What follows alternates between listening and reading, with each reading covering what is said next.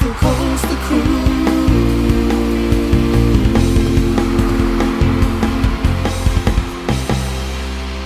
Oh my god, that was so much fun! Hey everybody, it's your boy The Legend here, and I'm trying something different here on the YouTube page today. I'm doing what I call an audio slideshow, showing off my trip to Six Flags over Georgia. Now, I know when I go to the parks a lot of times, I do like to take a video of some type encompassing the day, but sometimes it's not really an option. This park, I was there for 4 hours. I didn't want to spend an hour shooting the video, so I'm throwing together something instead. There's going to be a whole bunch of pictures from my visit, and I started telling you about my days at the park, some quirks, some neat things, tips, tricks, whatever. But the general crap. If you watch any of my other videos, you're going to get that same style of input. Now, this is my third time at Six Flags over Georgia, and the two other times I've been here, it was not a very good experience. The first time I was here in about 2002, back in August, and it was just miserably hot and miserably crowded. This park, it feels very old, and it is pretty old, and it wasn't designed for the massive crowds that it has today, so when on a busy day, it gets very, very busy. And the walkways and things like that aren't really built for it. So that was a terrible day, just incredibly hot, incredibly busy. And the last time I was there was 2 years ago. It was, again, incredibly hot, incredibly busy. Different time of the year. This time I was there during, I guess, what was spring break. It was April 2nd, and this was just a miserable, miserable day to be the legend. And I was at a theme park, too. It was 1,000,000 degrees. It was apparently Georgia's spring break, so every kid and their mom was at Six Flags. It was a Saturday. It was just like I couldn't have any of the worst days.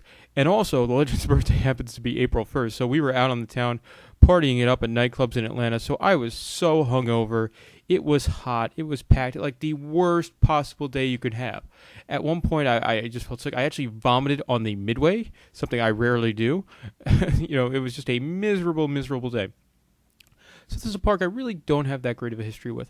So I wanted to give it another try there. I was there a couple weeks ago because I had to go up and visit the girlfriend's parents who live outside of Atlanta. And luckily I got to sneak in a trip to some of the cool places in the city, and this happened to be one of them. And I had a Six Flags season pass, so all it cost me to pay was parking.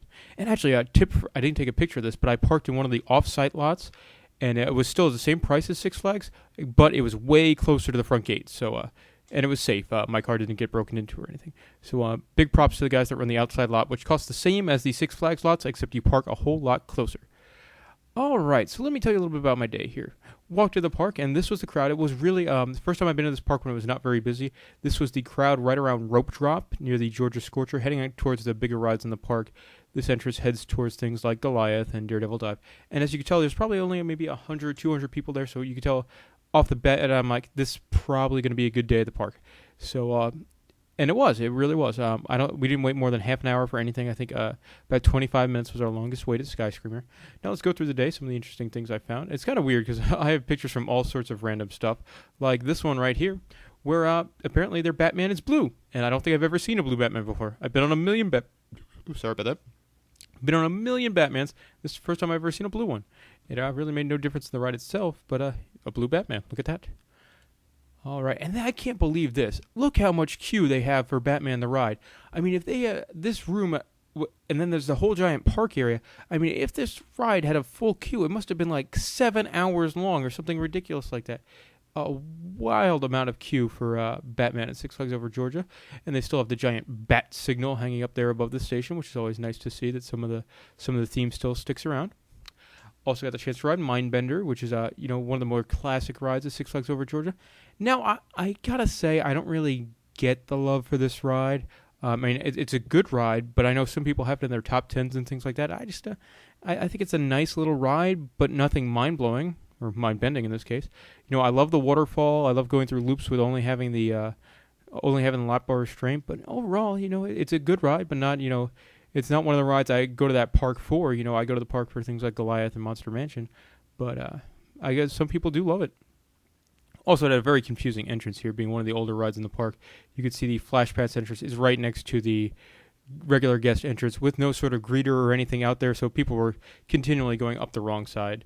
So that could be quite problematic for the folks at Six Flags over Georgia. Moving on, I thought this was a very well done wave swinger, themed towards all the different Batman villains, and I thought this was very well done. Not the only Six Flags park that has this. I think Six Flags New England and a couple other ones do, but nice to see. Also, look, landscaping at a Six Flags park. That's wild as well. All right. Now, my girlfriend used to be an annual pass holder here, so she would always. One of the things she talked about was like, "Oh my God, I hate this hill in the park." I'm like, "What hill? I don't remember any hill." And there it is, the hill that goes between Gotham City and the Daredevil Dive area. So I have to have that included into the slideshow here as well. Of course, you get a cool shot of the Goliath lift as well, right there. Now, the big new ride for me. This was the only new coaster in the park since the last time I've been there, and that's Daredevil Dive, the Gerschlauer Eurofighter style coaster. And it's weird because instead of having the 4 across seating, it's only got the 2 across seating, and it's got these weird little 6-passenger jet style trains. It's a neat ride. It's kind of cool. They must have some sort of trims on the very top of the brake that make it not as crazy, or some lift that slows it down. I'm not really sure. I didn't watch it enough. But if it didn't have that, it would be a pretty good ride. That makes it just sort of an okay, neat kind of ride. They got some cheesing theming elements, as you see on the left side of the picture here, things like the flames or the flight tower. And it's a really, really twisted ride.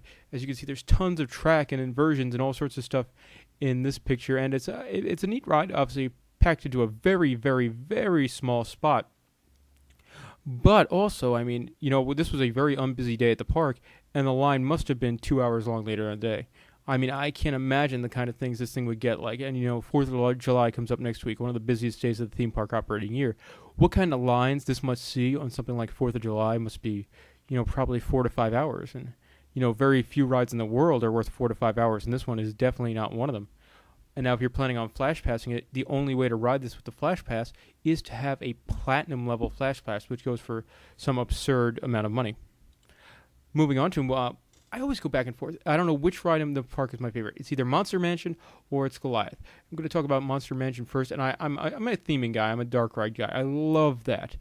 Something unique. And you can't find Monster Mansion anywhere else in the world. You can find things similar to Goliath or Daredevil Dive and, Mindbender and things like that other places. But you won't find anything just like Monster Mansion.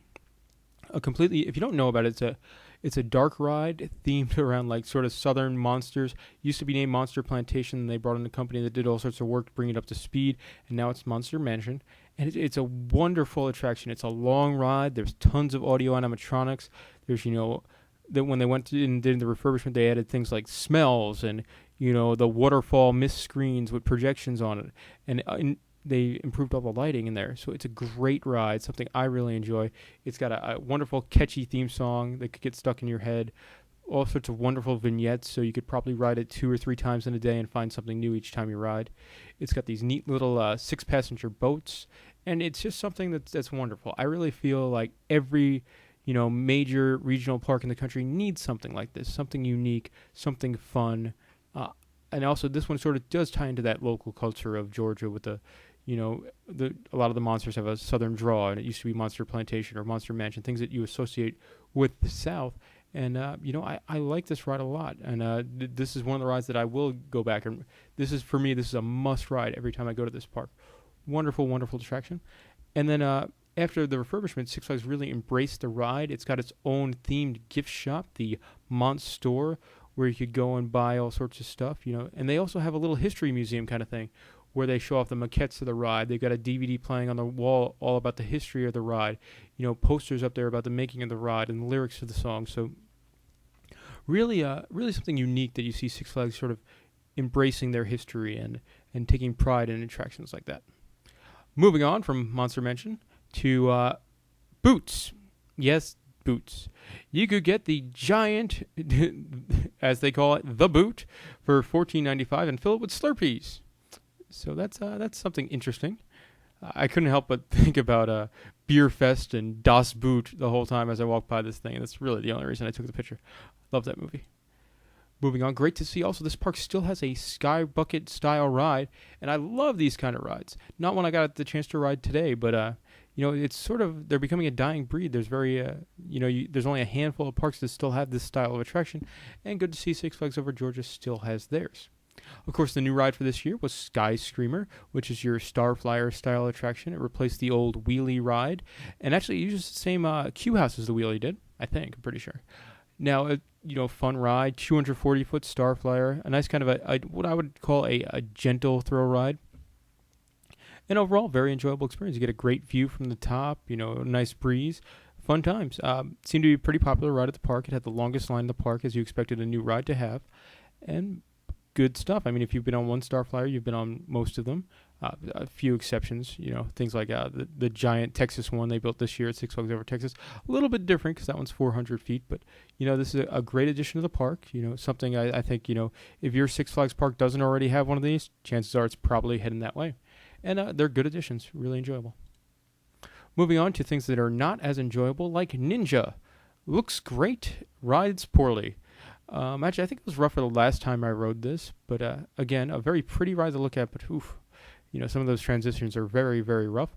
Also, all throughout the station, they have some sort of odd, I forgot what it's called, but some sort of, Cheetos knockoff brand that's spicy, and you'll never hear of these in your life, but apparently they have enough money to sponsor roller coasters. So that sort of, it's obnoxiously plastered on some of the trains and all over the station. But you know what? I didn't really mind this one because you put it on an old and dumpy ride instead of something like El Toro at Great Adventure. When I was there in April, they had, the sides of El Toro were made up like Kia Souls. And like, you know what? Do this on your dumpy rides like Ninja. Don't do this on your good rides like El Toro. So from that aspect, that was all right.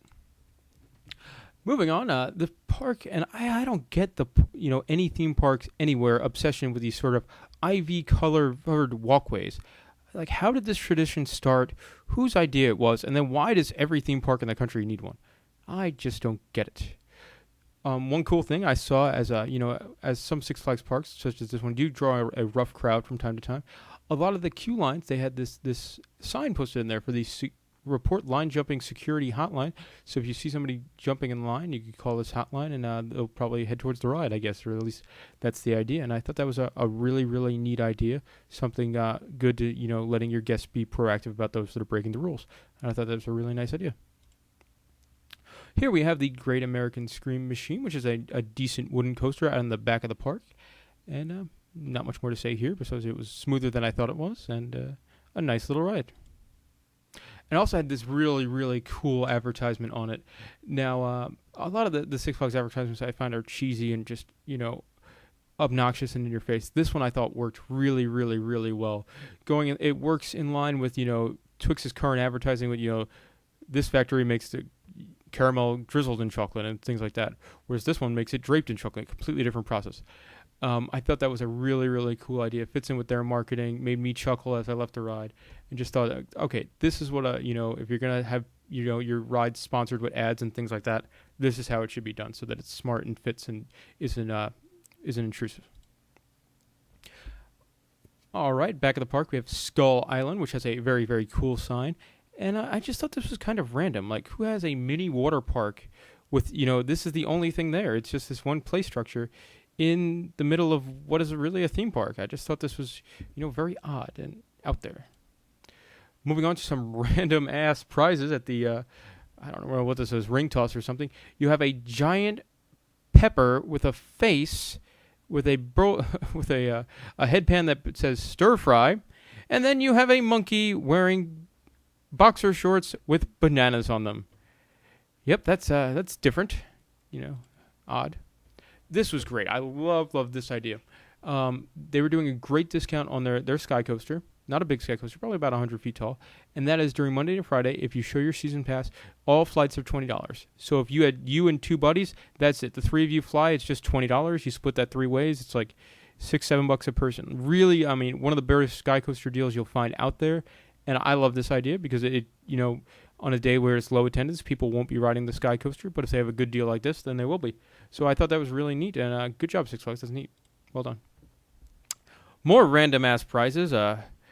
Meowth from Pokemon and E.T. from E.T. Because all the kids want an E.T. plush. Moving on, showing off some Six Flags quality. Might be a little bit hard to see in this picture, but if you look in the back seat of the yellow car, that the upholstery is actually falling off. Yes, it's not attached to the back, like it's not screwed in or anything, and it is currently falling over. So when the lady gets in the car, she's going to have to push it back up and then sit down for her 2-minute antique car ride. Six Flags. Have Six Flags Day. This is actually one of the, I don't know if I would say it's one of the highlights of the park, but one of the prettiest places in the park is definitely the Riverview Carousel. They have this incredibly beautiful, gigantic carousel on the top of the hill, and it is it's really nice to walk by. They've got a whole bunch of rocking chairs and benches up there, and it's a very relaxing part of the park and very, very pretty. I mean, this is one of the best looking carousels I think I've ever seen in my life. So, good job for Six Flags for sending this from the Riverview Park, which I believe was outside of Chicago. They've got a sign up with showing the history of the ride. Anyway, good job there. That's a very, very pretty, very nice, well done part of the park. Moving on to one of the coolest kiddie coasters ever made, the Wile E. Coyote Canyon Blaster, which is a very odd layout and built in or around a building and things like that with tunnels, and it's got a wacky layout. It's a neat little ride. It's actually pretty popular. If you look sort of on the top right of the screen, that's a big long queue line for it. Ride probably had about a 25-30 minute wait for what is one of the neater kids coasters out there. Moving on to something that I thought was kind of disappointing in the park. I'm guessing that a while ago they must have had a lot of live shows, and nowadays they really don't do that very often. Because I must have walked past 4 or 5 live show venues that were just not being used. This one here being one of them, and it's kind of depressing. I've never been a fan of Six Flags Entertainment, but if you're not using the theaters, tear them down and put something else there, because it's just depressing to walk by all these theaters and see them empty and decaying like this one was. So, bad job there, Six Flags. Even like a bad show, if it's an indoor show to go in and cool off for a while, that's good stuff. Anyway, moving on. Here's a really cool, the sign and some of the artwork they have around the kiddie coaster, which even makes this weird kiddie coaster a little bit better, that they do have. The ride itself isn't themed, but they got this cool themed entranceway. Here's what's probably the most random part of Six Flags Over Georgia. In the building underneath and around the kiddie coaster is this children's bull spinning ride in a building that is not very big. They have this very old spinning ride with a bull. It's just weird. I mean, this building is not much bigger than you see in this picture, and pretty much all that is this bull spinning ride. Odd, and probably very old. Moving on, the Six Flags, the kids area at Six Flags Over Georgia, it was well done, but it definitely seems very, very outdated. As you can see here, their Ferris wheel looks like it could fall over at any time, and may or may not been made out of some sort of a ladder from the looks of it. And it's a little, death cages on it. But overall, it was a well-themed kids area, but could definitely use some new attractions, as it does seem very outdated. Moving on to some random merchandise I found in some of the shops. I mean, some of this baffles me how they sell this stuff at Six Flags Parks, and this was a DC Comics themed Domo Vinylmation style set. And I love Disney Vinylmations. You'll see 50 or 60 of them on my shelf. Way too many, probably more than that. And I just thought this was kind of neat that they sell something like this. And out of all of these, I have to say Two-Face Domo is probably my favorite Domo. More random stuff, because what would you want more to remember your day at Six Flags Over Georgia than a Silk Spectre, the classic version, collector action figurine? Weird, random, odd. They must have bought these years ago and just could not sell them and don't have anything better to put on the shelves. I don't know. But definitely an odd choice to sell at a Six Flags theme park. Now, I really want somebody to tell me, what is a roller coaster type ride? Why do they have to have the word type in there? Can't you just say the Daredevil Mine Train is a roller coaster ride? But that works for me. This was something that seemed very, very, very Georgia, and that is all season long. You could refill your sports bottle for not only at your local Six Flags theme park, but also at your local Waffle House. Yes, you could bring in your sports bottle and you'll fill it up for 99 cents at your friendly Waffle House restaurant.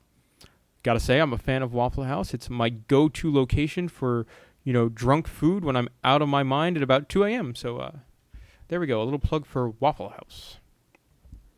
The only time I stopped and ate in the park was over by the Daredevil Mine Train. There's a really, really good, it's a restaurant-style building, so it's an indoor eating area, and the big thing is pretzels. They sell these freshly made pretzels, and they are incredible. This is one of the best things I've ever eaten at a Six Flags park. You do pay a premium for it because you're eating in a park, in a Six Flags park, so they like to charge you up the ass for your food. But this is great. I would eat. This is one of the highlights of my day. We got a pretzel. It comes with a free dipping sauce of your choice. I went with chocolate. Highly recommend. And it was awesome. Oh my gosh. Great pretzel. Wonderful thing. One of the highlights of my day. Moving on, I was so happy this sign is still up in the line for acrophobia, and that is that acrophobia is taller than Godzilla. And no, not your classic Godzilla from all those Japanese-style movies, but Godzilla from the Matthew Broderick movie.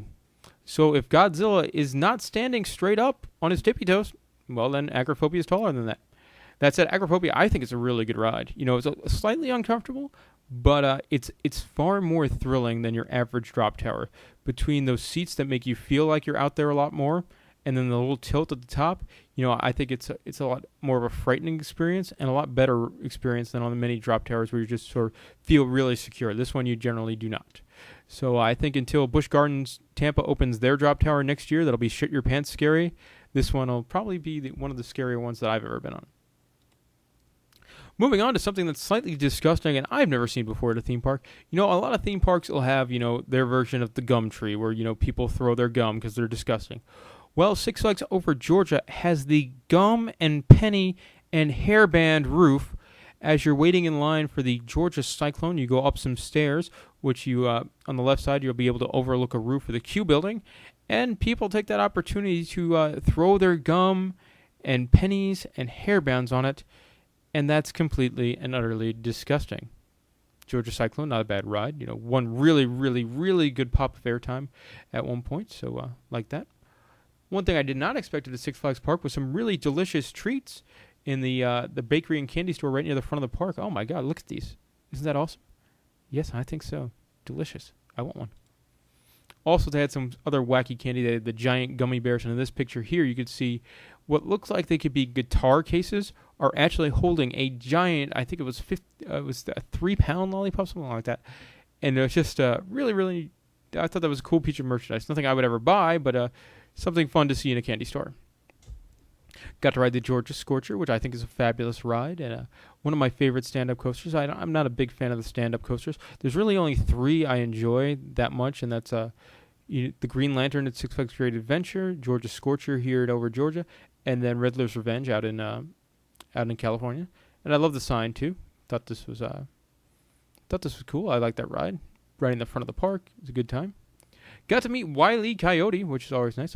Clearly, I'm the one on the left wearing the Outlaw Run t-shirt. As I'm a true dork, I have to wear, as you know, as you're watching this video, you are probably a theme park nerd as well. And you probably wear your theme park t-shirts when you go to the theme park. Well, of course, I do too. I got to meet Wile E. Coyote, and I have to say, this park did a very good job with having a lot of characters out there. I think during the day, we saw Wile E. Coyote, we saw Porky Pig, we saw Foghorn Leghorn, and a whole bunch of other characters, 2 or 3 different spots to meet them. So that's always a plus. And there's no wait. I mean, here I live right around the corner from places like Walt Disney World and Universal Studios, and there's always a giant line to meet things like the princesses or Megatron and things like that. But Six Flags, there was no wait, so we walked right up and met Wile E. Coyote. Again, true nerd, so I had to buy some stuff, but a Monster Mansion magnet and a Monster Mansion plushie who's now sitting up on the shelf because I'm a huge dork. Also, one of the gift shops in the front of the park was very, very, very well themed. I was impressed by this quite a bit. All Looney Tunes themed. Here's a terrible picture of it. And I really like this gift shop. I could have spent a lot of time in there. Didn't buy anything in there, but it was very well done. And here's the main entrance of Six Flags Over Georgia. You can see the train from Goliath cresting in the background. And I had a really fun time. This was by far the best visit I've ever had there. Didn't spend too much of a time there. I was there for probably about 4 hours, but still got to ride everything in the park. And really have a good time. Love Goliath. I think my last picture from the park is this one here, where it's Goliath spiraling and it's one of its big marquee elements out by the lake. Love this ride. I'm pretty sure it's my favorite out of all the B&M hypers I've been on. And I've been on Nitro, Apollo's Chariot, Raging Bull, and Intimidator at Carowinds. And I think Goliath's probably my favorite out of that group. I like it's got a different layout. It's not kind of that general out and back layout. It goes out of the park, goes around a lake, has this cool element here. So I really do feel it's my favorite hyper coaster. It's got some really great airtime. And that'll pretty much do it for my day at Six Flags Over Georgia. Now, I hope you like this video. This is the first time I'm trying this. It's something a little bit different for me. I know I do like to take those videos, but sometimes it just takes too much time. And when I'm only in the park for like 4 hours like I am with this one, I try not to do it. And I want to get your feedback. Please post in the comment section here and just say, yeah, this was pretty cool, or no, that sucked. Don't post any more of these. Either one of those, let me know. And hope you liked it. Anyway, be sure to check out all our various stuff here. Feel free to subscribe to the YouTube page if you like this thing. Well, then I post crap like this all the time. Well, not like this. Most of them are much better videos. Anyway, let's see what else. Be sure to listen to In the Loop. If you liked my input, I do the weekly podcast every Monday night.